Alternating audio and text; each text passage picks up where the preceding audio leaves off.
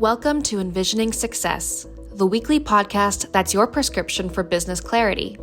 In today's episode, hosts Laura DiBenedetto and Julia Becker-Collins discuss the power of saying no in the sales process. Discover how mastering the art of refusal can reshape your approach to sales, turning it into a language of genuine assistance.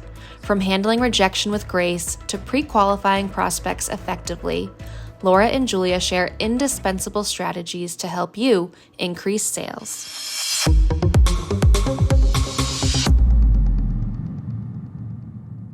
Hello and welcome to another exciting, fun-filled episode of enVision Success. It's the Laura and Julia show where we try desperately not to say and fill your head, your heart, and your wallet with loads and loads of money and joy. Yes, on a weekly basis.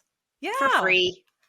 Good times. So the counter is still running, and you had probably 4 in the last episode. I had probably about 4 or 5. You're still beating me, though. You're still number 1. Anyway, this whole month we're talking about sales, because without marketing and sales going together, what good is the conversation about marketing? It's a necessary thing. I know a lot of people are allergic to the idea of sales, but sales is just, it's the language of how you help someone. Absolutely. I feel like sales is incorrectly regarded by a lot of people as something you do to someone versus something you do with and for someone. And I'm hoping that the last 2 episodes and this one are making it fun and approachable. The last episode, we also talked a lot about how sales and marketing is, you're just framing up the relationship. And that's really what I want to help you do. That's what Julia wants to help you do.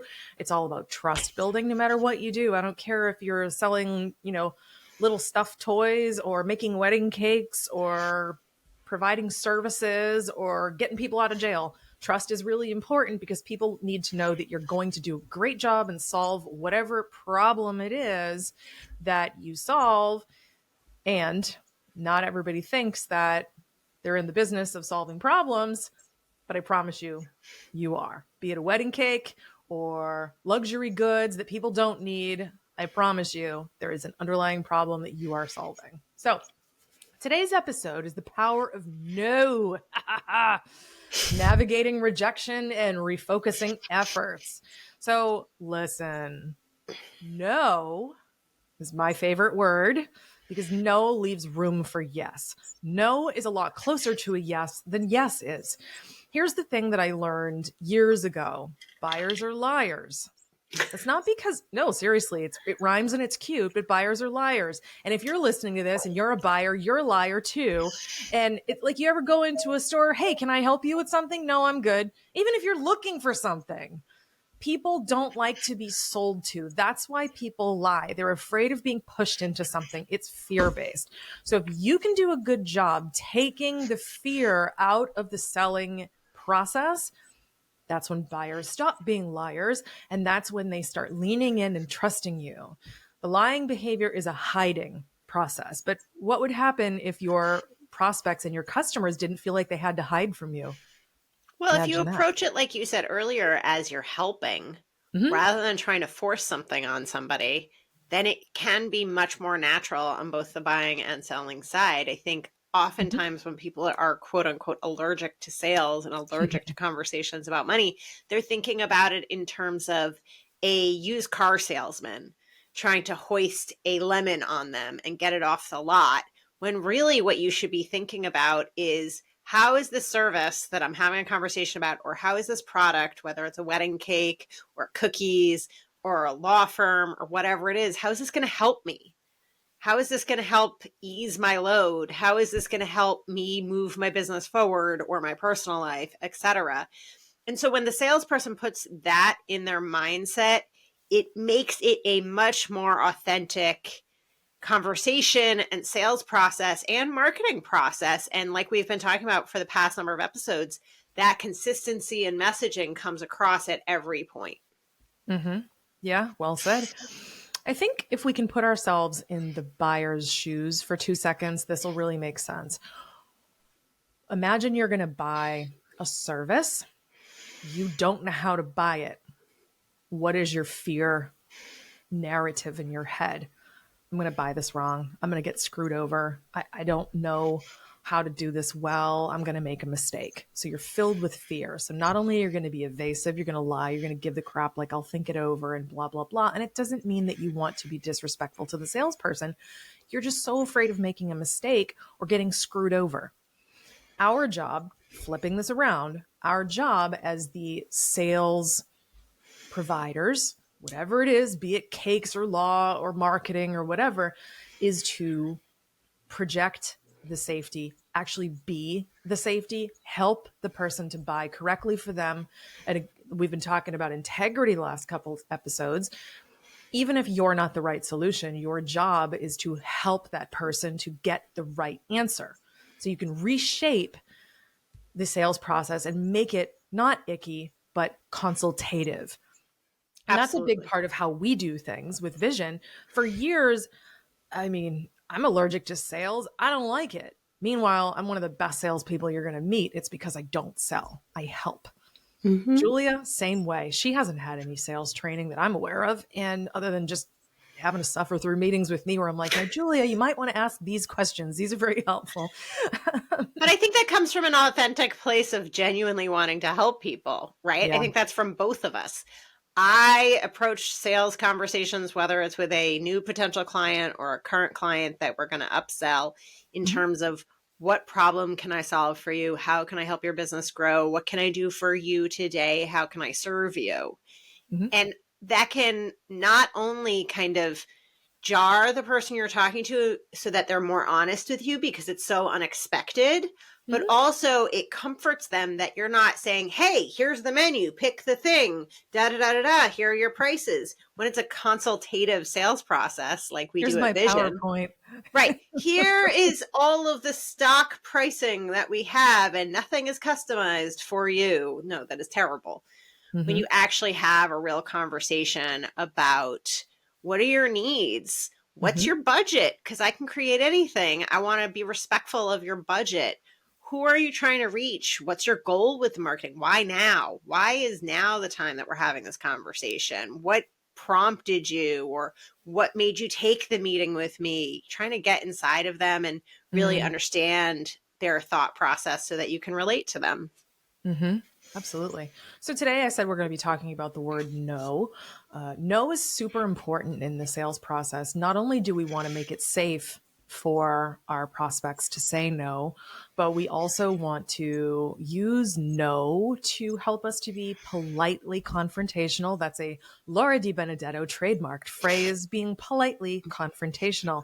So what that means is if someone is saying no, it's asking, okay, great. Would you tell me more about this so I can learn from you? Or when you know they're lying, call them on it. Like, it's okay to be honest and making it safe for someone to just say no, and no, I don't like that. Some people really struggle just across life with saying no, having any boundaries whatsoever. Your job is to be the one safe person, no matter what you're selling. So we have three main takeaways we want you to get from this episode. Understanding the value of no. We want to help you to figure out how you can leverage rejection as a tool to refine your strategies and how to redirect your efforts afterwards. So I know you have some questions for me and I have questions for you. Julie, why don't you start? Absolutely. So Laura, how do you handle rejection in sales, and what lessons have you learned from it? I cry like a baby. Seriously though, I think that rejection is very educational. And I've sold a lot over the years, millions and millions of dollars worth of services and now products personally. And I'm not that special. I'm just honest with people. But there's also, for every swing that I took, there was another 5 that I missed. Mm-hmm. So I haven't won everything. In fact, I've definitely lost a lot more. And the thing about rejection in sales is, number one, I've learned not to take it personally. People are not rejecting me as a human. They're rejecting perhaps the solution, or perhaps they're rejecting the timeline, or they're rejecting moving forward, because it's just scary and I can't change that for them. Or maybe it's just a bad time in their business. So depersonalizing it has been super helpful to me. It's made me stronger.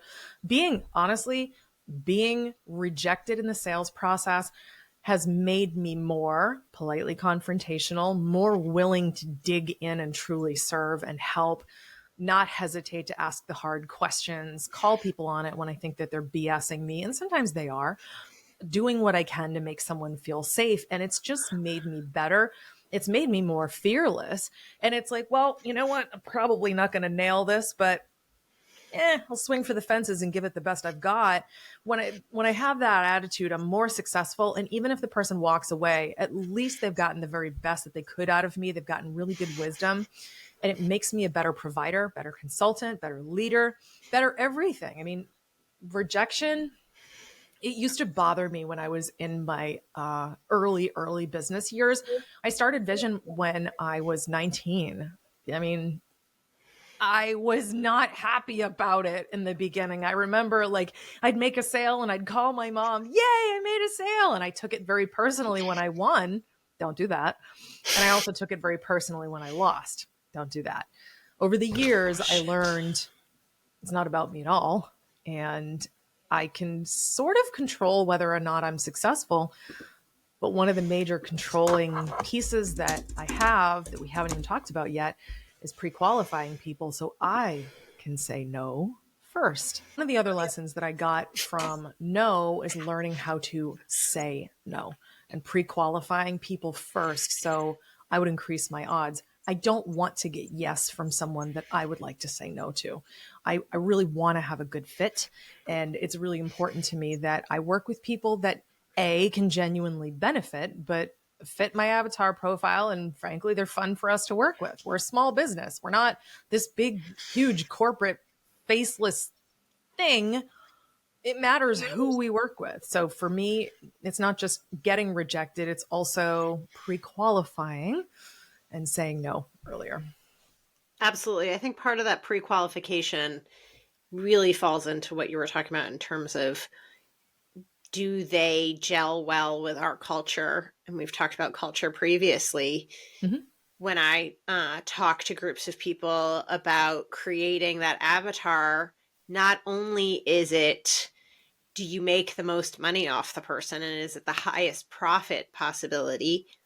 Do you genuinely want to work with them, or do they make your skin crawl? And I know I've said this before, but I will continue to say it because I have to tell you, I really don't want to deal with people that are terrible to the staff, terrible to me, are not nice people to deal with.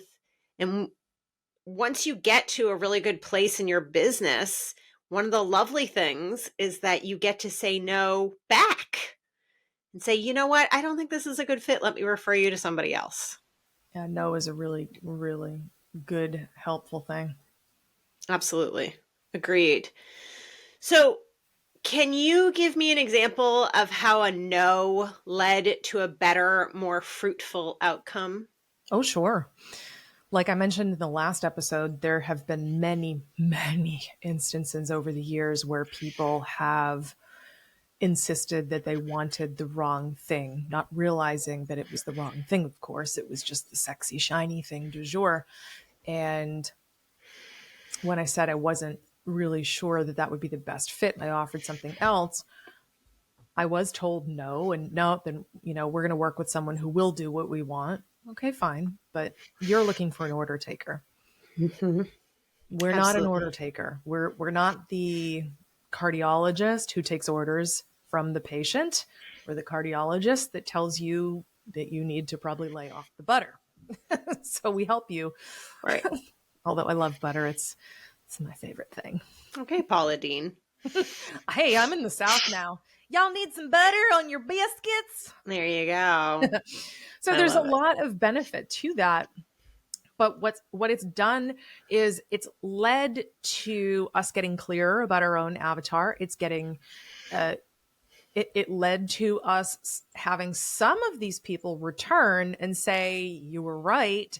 And then they're willing to let us drive, which is what we're hired to do. We're not order takers. We're not going to do that.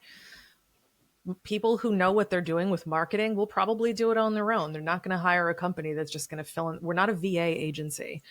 Right. That's totally different. But when you're looking for people that can actually drive, that's what we're there for. And I've had people respect us more because I held my ground. So the no led to a better long-term client relationship. Even after I've closed the sale, I mean, years into the relationship, hey, I really want you to do this. It's nice to want things. No, we're not going to do that. And I'm just going to explain this to you. And what it did is it earned a lot of trust and credibility. If I can back up the no versus just being, dad circa 1984, because I said so. Now go play outside. Yeah. Shout out to you, William. It's important to use a qualified no to lead to something better. Whatever the something better is, maybe you get clearer. Maybe you earn your clients or prospects respect. Maybe you earn a better fitting client because you didn't fill up all your resources on the wrong person. Mm-hmm.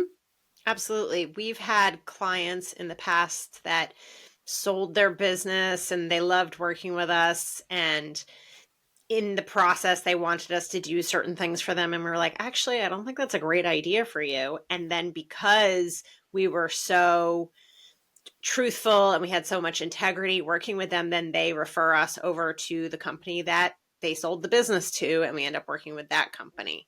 Mm-hmm. So, elongating that client life cycle. And I love what you were talking about earlier in terms of driving the service. Even if I order a cake and I tell the person I want a chocolate cake with chocolate icing with blue frosting, I'm not going to tell them how to bake the cake, because if you know me, I can't cook or bake, and I don't want to deal with that. And I'm going to leave it up to the expert. So even if it's a product and you're customizing it, there's still a part of it where you have to rely on the expert you're buying from. Mm-hmm. Absolutely. So I use that analogy in sales all the time in terms of, if we're driving in a car and I'm driving the car, where are you sitting in the car? Are you in the front seat? Are you a side seat driver? Are you sitting in the back seat? Are you even in the car? Trying to understand that client relationship before they sign on as a client, so that you're setting those expectations and you're understanding what they're looking for and they understand what you're looking for. Can I please beat this metaphor to death? Please. Yes. We essentially provide the driver's ed car experience because the client always gets to sit in the seat that has the brakes. You can stop whenever you want. As a former client once said to me, not to beat the metaphor, not to beat the dead horse dead again. That's what he said. It was hilarious when he said it. I think we have killed that horse multiple times. Thank you. Thank you. It's a ghost of a horse at this point. Pretty much. So what advice would you give to leaders who are dealing with and learning from rejection, or teaching others too that are on their teams? Depersonalize the whole experience. It's the best, most concise advice I've got for you. Absolutely. Take your big, stupid feelings out of it. And I say this with as a person who has big, stupid feelings. Julia, despite her being allergic to feelings, she still has them. It's important that you take your feelings out of it. It's a game changer when you can just analytically look at things. You can do a postmortem on things. You can dissect it. You can get really, really good at analyzing, why did that rejection happen? Wow, that's fascinating. What can I learn from this? How can I improve from this? Can I use this to leverage a win for me? Should we be pivoting to a different avatar? Blah, blah, blah. If you take your big feelings out of it, you're going to win more. I totally agree. And you had said it earlier and you just said it again. Having that thick skin and not taking any of it personally is so important as a salesperson and as a business leader. It has nothing to do with how much that person likes you.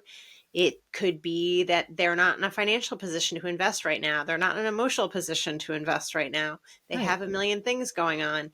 And the only way that you can keep morale high in your team, with the company, with yourself, is to just be like, okay, well, what can I learn from this experience? You could always follow up with the person and say, thank you so much for letting me know. Can you tell me more about why you chose not to move forward? We always like to learn from everything, and they may or may not get back to you, but just looking at it as a learning experience. Last time we talked about, owning up to mistakes, and it's the same here. It's not that you made a mistake. It's what can you learn from it? How can you move forward? And what can you do differently or not next time? Mm-hmm. Absolutely. Why do you think that no is an essential part of the sales journey?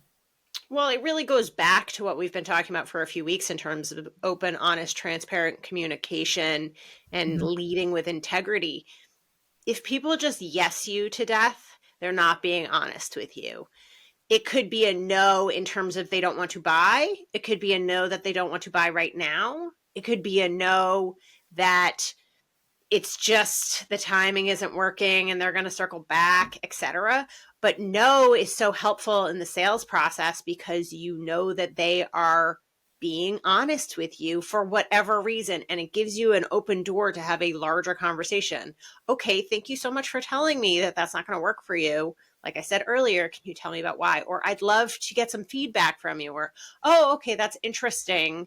So do you think if I had that conversation with Bob instead of Jim, we would get a different answer? Or, okay, so your plans for the business have changed, but I would love to be introduced to your new business partner, etc. So just thinking about it as a no and or a yes and, like we talk about. I think more in that is a really important nugget that I almost forgot to include in this episode, but I really, really am happy that I just remembered. I'll think it over is not a yes, my friends. It's a no that they're not courageous enough to give you. So when you hear, I'll get back to you, sure, let's put a pin in it. Let's circle back. I'm going to talk it over with so-and-so and get back to you. I'll think it over. Any of these, it's a no. So I beseech you, when you hear any of these BS phrases, please respond appropriately with something like, when people say that to me, it's just a very nice way to say no. Why don't we just talk about what doesn't work for you instead?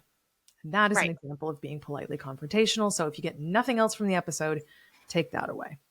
Yes, I agree. I would also, and I'm sure we're going to talk about part of this next week, and we have talked about this. How do you kind of put the ball back in the prospect's court to see if they continue to pre-qualify or qualify themselves? So it's not very frequent, but I have had the instance where somebody will be like, well, I need to talk to so-and-so and I'll get back to you, like you were saying. And then I say, okay, because I've been getting kind of the feeling the whole time that this wasn't going to go anywhere. And at that point, I'll be like, great, let me send you an email that has my calendar link in there. And so when you're ready, you can follow up with me. And it doesn't happen very often, but every once in a blue moon, somebody's like, oh, I'm going to set that meeting and we're going to keep moving forward. And then it helps to say to me as a sales professional, oh, they are serious about this, because it really does need to be a two-way street. I like to just punch people in the face with honesty, be like, you just lied to me. Let's talk about it. That's fair. That's fair. How do you think sales teams can use a no to improve their approach or targeting? So I think in terms of targeting, it could be a really good way to internally determine if you're trying to even reach the right person. Is the person that we're trying to sell to and market to, is that really our avatar? Or do we need to change who we're targeting? Do we need to change our approach to marketing? Do we need to change the demographics? Do we need to change how we talk to people? What we're using in terms of words? It's really great for, self-analysis, team analysis. Hopefully you are having team meetings with your sales professionals where you're breaking down and doing postmortems on things that didn't go well, and not in an accusatory way, but in a, okay, that's interesting. What other ideas do people have? Or do we really just think this wasn't a good fit? Or should we just stay in touch with them for the next year, and maybe next year at this time they'll be interested, etc. The other part of this that you asked in terms of how can no be used to improve their approach, I think if you think about it, as a learning opportunity, it sort of forces you to have those big picture conversations with other members of the team, with your sales leadership that is hopefully really great at leading a sales team rather than just like, selling. Those are two very different things. But that they could, be pushed into saying like, hey, I could use some support. Can we talk about this in the next meeting? Hopefully you're having those regular meetings. And so that you have a really approachable, for lack of a better word, community or support group or peers that you can kind of walk through this whole thing with. And it helps you as a team improve what you're doing and look at things in a new and different way. Unfortunately, I know that a lot of companies, whether they're service providers or product providers that have sales teams and a VP of sales, et cetera, just want to look at the dollars and cents and don't want to think about how are we approaching people? Are we consistent in our messaging? What can we learn from this experience? And, oftentimes what happens is that the best seller, the best producer ends up being the VP of sales. And then you lose that person's sales and they don't know how to manage people. So I feel like in this instance, the no can be used to create a better team dynamic and figure out how you could be doing this better. So more on that. How do you think you keep morale high when all of this humanizing has occurred, which is, I think, a great takeaway from what you just said. But like, how do you keep morale high when you get rejection after rejection? And I mean, just girl, you and I have been doing sales for years, and sometimes it just happens. You go through a dry spell. How do you keep morale high? Well, part of that goes back to what we talked about earlier in terms of not taking it personally and also not taking it personally for the team or for the company. Sometimes it's a dry period. Sometimes it has nothing to do with you or what you're selling or anything. There is nothing you could have done to close that sale. It could have to do with the economy. It could have to do with the marketing, not the sales. It could have to do with something they heard about you in the news. It could be about a different service provider giving them pressure. There's a million factors. You have no idea what's going on. So part of it is definitely realizing it's not you. And taking the time to, like I said, really deconstruct the sales process as a team so that you're doing the best job possible. I think part of keeping morale high is knowing that you as the individual is doing everything you can. You're doing everything you can. You're doing the best job possible, being open to constructive and positive feedback, right? You and I go back and forth being like, hey, maybe say it this way, or next time, let's not do this. And just thinking about it as a learning opportunity and knowing, and you and I have had this conversation, that you are more than your role at the company. So having family, friends, hobbies, etc., that's what makes you a whole human being, not selling marketing services or law services or insurance or cakes or whatever. It's just part of who you are. It is not the end all be all. I think that, it's definitely not who you are. I think also getting excited about the learning opportunities, but also just because you don't sell to someone, it doesn't mean you can't have a relationship with them. And you might sell to them years down the road. I mean, I had a 16-year-long sales cycle that I didn't even know that I was part of. They came back years later. I'm like, really? Right. You again? Hello. But I think when we can just depersonalize it, like you're saying, and get excited about the learning, get excited about the relationships, we can actually get a lot of referrals from people who say no because it's not the right time or not the right budget, but they can be really impressed with us. That's a great way that no has definitely turned into a lot of great yeses for me over the years. Is like, okay, so you didn't buy, whatever. Can we still, have a nice relationship? Like, I'd still love to be able to support you and serve you. And they're like, yeah, me too. And I've gotten tons of referrals over the years from people who didn't buy for whatever reason. Sometimes they didn't share this with me during the sales process, but they were like inches away from like selling their business and they just wanted out. Not everybody tells you everything. So keep the relationships. Agreed. Great. Thank you so much for answering all my questions, Julia. This is great. This is honestly, such a great, important thing. I think that people are really, really afraid of the word no, and they need to learn to like no. No is just, it's information. It's all it is. So if you can depersonalize it, and get a lot out of what Julia had to say, what I had to say, and really leverage this to help your company grow, you're really going to win. Make sure you go to vision-advertising.com so you can ask us questions that we can review in a future episode. Also, you can ask us about what's going on with your company. We'll always happily help you if we can. And, like, subscribe, do all the things. And we'll see you next week. We're going to be talking about being politely confrontational and how you can stop the games in the sales process. So this is going to be a good one. We'll see you next week.